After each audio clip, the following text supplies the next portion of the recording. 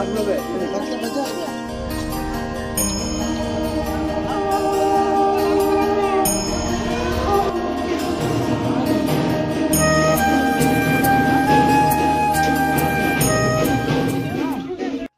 ঘড়িতে বাজে ভোর 4:30 আর তোমরা হয়তো ভাববে যে ভোরবেলা এখন উঠে কোথায় যাচ্ছি এত রেডি হয়ে সেজে গুজে। তো কোথায় যাচ্ছি সেটা তো বলবো অবশ্যই, তার আগে দেখো এখন ভোরবেলা এখনও মানে অনেকটাই অন্ধকার আছে আর এখন 4:30 মতো বাজে। তো অন্ধকারের মধ্যে তোমাদের দাদাভাই আর আমি এখন হেঁটে হেঁটে চলে যাচ্ছি শ্বশুর বাড়ি। আর এ বাড়িতে শুয়েছিলাম, মানে আমার বাবার বাড়িতেই শুয়েছিলাম, তো ওখানে আর কি স্নান টান করে দুজনেই স্নান করে নিয়েছি। ও এখনও রেডি হয়নি, তবে আমি রেডি হয়ে এখন যাচ্ছি শ্বশুর বাড়িতে। তো চলো আগে ওখানে যাই, তারপর তোমাদের সাথে গিয়ে কথা হচ্ছে। একজন ধুতি পড়ছে। তো দেখো এখন এখানে এসে তোমাদের দাদাভাই তো রেডি হচ্ছে, দেখতেই পেলে। এখন ধুতি টুতি পরতে হয় বলেছে, তো ধুতি পরে এখন রেডি হচ্ছে।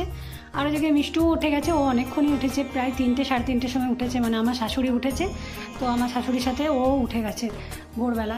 ভোরবেলা বললে ভুল হবে, রাত্রেবেলা 3টের সময়। তো দেখো এদিকে আমরা যে জন্য আর কি উঠেছি আজকে সেই কারণটা তোমাদেরকে বলে দিই। তো আমরা তো তোমরা আগের ভিডিওতে দেখতেই পেয়েছো যে একটা ভিক্ষে ছেলে করেছি, মানে একটা বাচ্চাকে আর কি ভিক্ষা ছেলে হিসেবে আমরা নিয়েছি।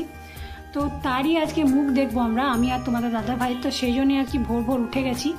আর ছেলেটা 2.5 দিন ধরে একটা ঘরের মধ্যে আছে, তো আজকে ওই ঘর থেকে বের করে ওকে সূর্য দেখাবো আর আমি আর তোমাদের দাদাভাই মুখ দেখবো, মানে যে যে আর কি নিয়মগুলো থাকে। তো যারা জানো, যাদের এরকম হয় আর কি নিয়ম, ভিক্ষে ছেলে যারা দেখেছো তারা অনেকেই জানবে।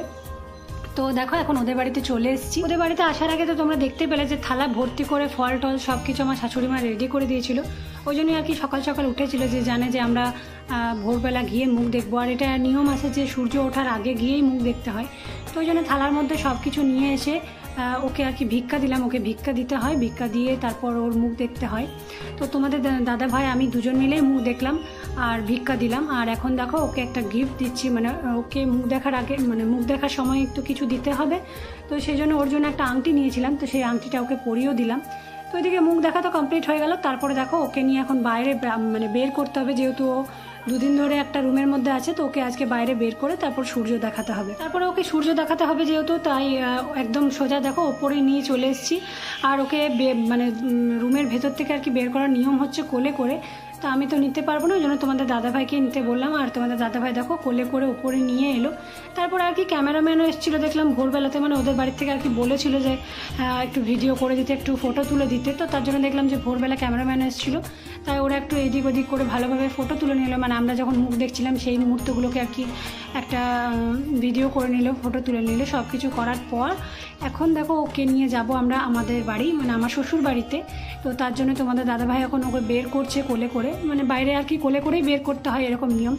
তো পুরোটা তো কোলে করে নিয়ে যাওয়া যাবে না, ওই জন্য তোমাদের দাদাভাই বাইক নিয়ে গেছিলো যাতে ওকে বাইকে করে নিয়ে যেতে পারে। তো প্রথমে আমরা এখান থেকে যাব মন্দিরে, মানে কালী মন্দিরে নিয়ে গিয়ে আগে ওকে প্রণাম করাবো, তারপরে আমরা ওখান থেকে তোমার সোজা যাব বাড়ি।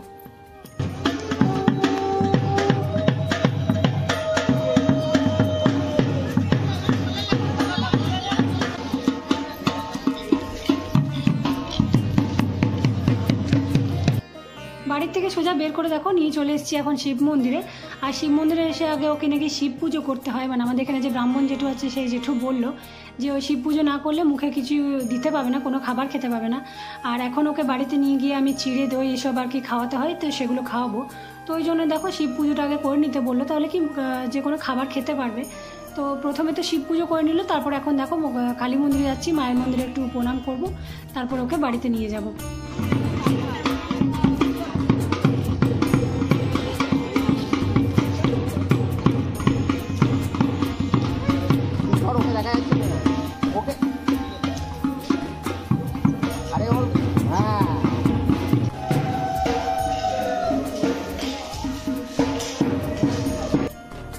বাঙালিদের অনেক কিছু নিয়ম থাকে তাই না, আর আমাদের কিছু না হলেও সেই নিয়মগুলো একটু হলেও পালন করতে হয়।